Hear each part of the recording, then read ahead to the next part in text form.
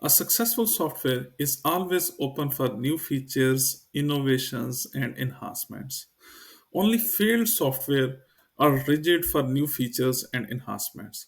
And if we change them, they lose their original functionality.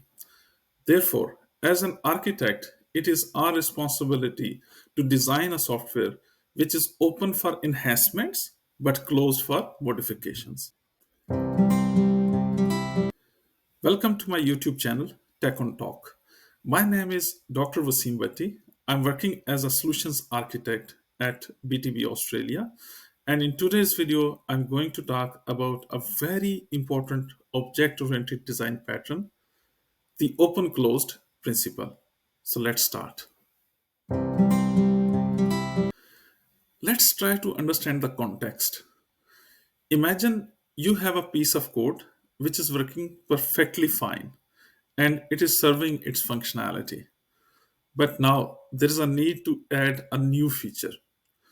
To add new feature, you will go back into your source code and you will analyze your existing classes and code into those classes. You will find that to add this new feature, you will have to change a lot of code into your existing classes. Now, this is a problem. If you will change code into your existing classes, you may introduce new defects, new bugs. At the same time, there are other modules in the project, those are relying on this module. So, if you will change any existing code into this module, there are chances that other modules may have negative impact because of this change. So, we are in a problem. Changing existing code is always a nightmare, but there is a solution. The solution is open closed principle.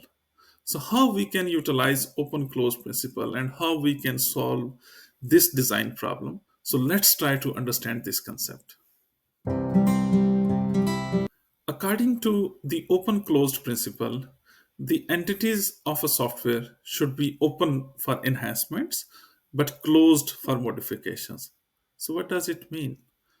It means that we should design a software in such a way that we should be able to reuse our existing code for new features. We should not do modifications into existing code. Rather, we should be able to extend functionality which is already written, and we should be able to add new features by extending existing functionality and by writing new source code. There are many benefits of open closed principle. The major benefit is we achieve scalable design. So we develop a software which is scalable. If there is a need to add new feature, we don't need to change existing source code. So when we will not change existing source code, we will not introduce new defects into the existing features. At the same time, if there are some other components, those are relying onto the source code, existing source code. And if we are not changing this source code, we will not negatively impact on those components. So overall, we will achieve high quality in our software. At the same time, our software is scalable and we can implement new features anytime, whenever we want. The open close principle can be implemented by using the concept of abstract classes and interfaces. We can use these concepts in Java, in C Sharp, or in any other programming language. So let's see some code examples in Java. So let's first see, if we don't have open close principle implemented, what kind of issues do we face in the source code? And then we will make our source code compatible with open close principle and we will see the benefits. So let's see code examples. So let's try to see and understand the open close principle in a shopping system. In a shopping system, we have a product class. This product class has few attributes: name, price. It has a constructor and it has a method which is calculating discount. According to this implementation, the discount will be 10% of the price. Now, in a shopping system, there may be many types of products. For example, book products, electronics products. Now, there are chances that we may have different level of discounts for books. We may have different level of discount for electronics. Therefore, we'll have to modify, we'll have to change calculate discount method for books, and we'll have to change calculate discount method for electronics. When we change method for different types of products, then this is a clear violation of open closed principle. So this is a problem. Now, let's try to solve this problem.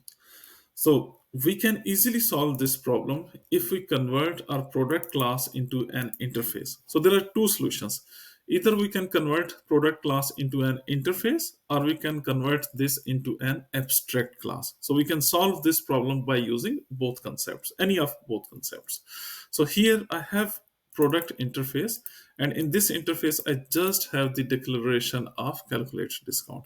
I'm not giving definition, I'm not giving implementation of calculate discount at product level, because different products may have different level of discounts.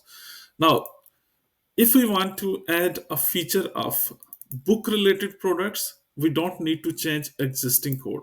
So we will write its own implementation. If we want to add a feature of electronics related products, if we want to give discount, it will have its own implementation. If there are any other types of products, those we want to add into this source code, we'll not have to change our existing source code. So existing source code, it is an interface, and it is declaring this method as a contract. So by converting that class into interface, or by converting product class into an abstract product class, we can implement the open closed principle. Before we finish our today's video, one last thing about the open closed principle. This principle is ideal to develop maintainable and scalable software. But in design, there are many other problems, those we cannot solve with this design principle. So we need many other design patterns to develop a successful project. Thanks for joining me in this video. Coding is fun.